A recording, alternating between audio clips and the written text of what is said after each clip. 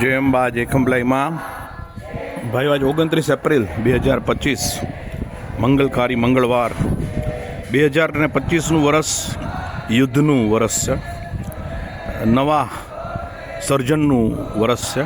કેમ કે નવું સર્જન થવા માટે જૂનાએ તૂટવું પડે. વારંવાર ફિનિક્સ પક્ષી જેવું વારંવાર તૂટવાનું, વારંવાર નવું સર્જન પામવાનું. અને આપણા જ આપણને તોડે ને. આપણે એમ કહીએ ને કે ફલાણા ભાઈ આપણી પથારી ફેરવી દીધી, તો દુશ્મનને તો કેવી રીતે ખબર હોય કે આપણી પથારી ક્યાં છે, આપણે ક્યાં પથારી પાથરીએ છીએ એ તો આપણને જ ખબર હોય ને, એટલે એ જ ફેરવે. પછી એ દુનિયાનો કરમ છે, કશો વાંધો નહીં. અત્યારે જે આપણા માટે બ્રાહ્મણો માટે એક આત્મસન્માન, આત્મગૌરવ, આત્માભિમાન અને જે આપણા પ્રચંડ ગુરુદેવ કહી શકાય, તો કડીકાળમાં તો આદિગુરુ શંકરાચાર્યજી, પણ પરશુરામજી જે વિષ્ણુ ભગવાનના અવતાર માનવામાં આવતા હતા અને જેણે ભારત ભૂમિ ઉપર ક્રાંતિકારી પરિવર્તનો લાવ્યા. અને આપણા જે મહાદેવજી આપણા ઈષ્ટદેવ છે, એમ પરશુરામજી આપણા માટે અતિ પૂજનીય. આજે અનુષ્ઠાનની અંદર માંડલ આપણે એમનું પૂજન, એમની આરતી એવું કરવા જઈ રહ્યા છીએ.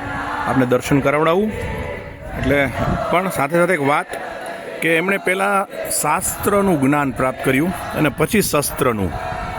પહેલાં શાસ્ત્રનું, પિસ્તોલ તો એક હથિયાર છે, તો કોના હાથમાં છે એ બહુ અગત્યની છે. આપણે જ્યારે ભણતા ત્યારે આપણે એક નિબંધ આવતો, જે ભણેલા હશે એમને ખબર હશે કે science is blessings or curse. Science is blessings or curse. વિજ્ઞાનને તમારે આશીર્વાદ ગણવો કે અભિશાપ. તો અત્યારે આપણે હમણાં જ જે પહેલવા ગામમાં થયું, એ સાયન્સનો જે પ્રયોગ, એના હાથમાં જે હથિયાર હતા એ એનો અભિશાપ જ કહી શકાય ને.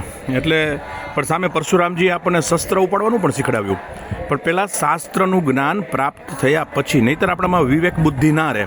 એટલે ગમે તેની સાથે ગમે તેમ લડવાનું નથી. અને પણ માતાજી આપણને, એટલે પરશુરામજી પાસેથી આપણે એ શીખીએ બધાય બ્રાહ્મણો કે આપણે ખૂબ ભણવું જોઈએ. ખરેખર તો ન ભણ્યા હોય તો આત્મમંથન કરવું જોઈએ, આત્મચિંતન કરવું જોઈએ અને શાંત થઈ જવું જોઈએ. અને વિચારોમાં વિચાર કરવો જોઈએ કે આ ફલાણી વ્યક્તિ આપણા કરતાં વધુ ભણેલી છે, વધુ જ્ઞાન પ્રાપ્ત કરેલું છે. અને પછી આપણા બાળકોને આપણે મેક્સિમમ, તમે બધા મારી સાથે સહભાગી થશો કે આપણામાં ધીમે ધીમે અત્યારે બીજી બધી જ્ઞાતિઓનું એજ્યુકેશન વધતું જાય છે. અને આપણા બાળકોમાં એજ્યુકેશનનું પ્રમાણ જે હોવું જોઈએ, બ્રાહ્મણો તેજસ્વી અને પરમ જ્ઞાની અને પરમ એજ્યુકેશનના દરેક ફિલ્ડમાં આપણે સિરમોર હોવા જોઈએ. છીએ કે નહીં, પર એકવાર આત્મચિંતન કરીએ, ખૂબ ભણીએ. અને ભણવા માટે કોઈ ઉંમર નથી હોતી. 90 વર્ષે ભણી શકાય ને. સતત હોમવર્ક તો કરતું જ રહેવું જોઈએ, વાંચન હોવું જોઈએ પૂરેપૂરું, સતત વાંચન હોવું જોઈએ. નવી નવી બુક્સ આ દુનિયામાં, હમણાં જ પુસ્તક દિવસ ગયો, તો સતત વાંચન હોવું જોઈએ, સતત એનું મનોમંથન કરતું રહેવું જોઈએ, સતત એ વાંચનને મમડાવવું જોઈએ. એક સરસ લેખકે એવું વાક્ય કીધેલું ઘણા વર્ષો પહેલાં મેં વાંચેલું કે સારો વાંચક એને કહેવાય અને સાચો વાંચક એને કહેવાય. સારો વાંચક અને સાચો વાંચક એને કહેવાય કે જે બે લીટી વચ્ચે ન છાપેલી વસ્તુ હોય એને વાંચી શકે. સારો વાંચક અને સાચો વાંચક એને કહેવાય કે ન્યૂઝપેપરમાં કે ગમે ત્યાં બધી વસ્તુ છાપી નથી શકાતી હોતી, લખાણમાં બધું લખી નથી શકાતું હતું, પણ બે લીટી વચ્ચે જે ન છપાણું હોય એને જો વાંચી શકતા આવડી જાય તો સાચો વાંચક એને કહેવાય. તો આપણે બધાએ ખૂબ વાંચન કરવું જોઈએ, ખૂબ જ્ઞાન પ્રાપ્ત, જીવનની છેલ્લી ક્ષણ સુધી જ્ઞાન. Knowledge is a strength, knowledge is a power. અને એમાં એ પાવરના સૌથી અલ્ટિમેટ ફોર્મ પરશુરામજી.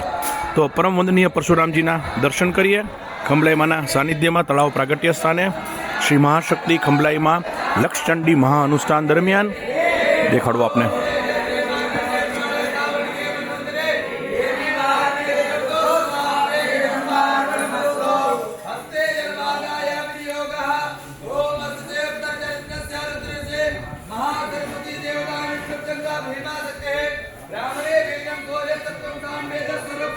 महासरस्वती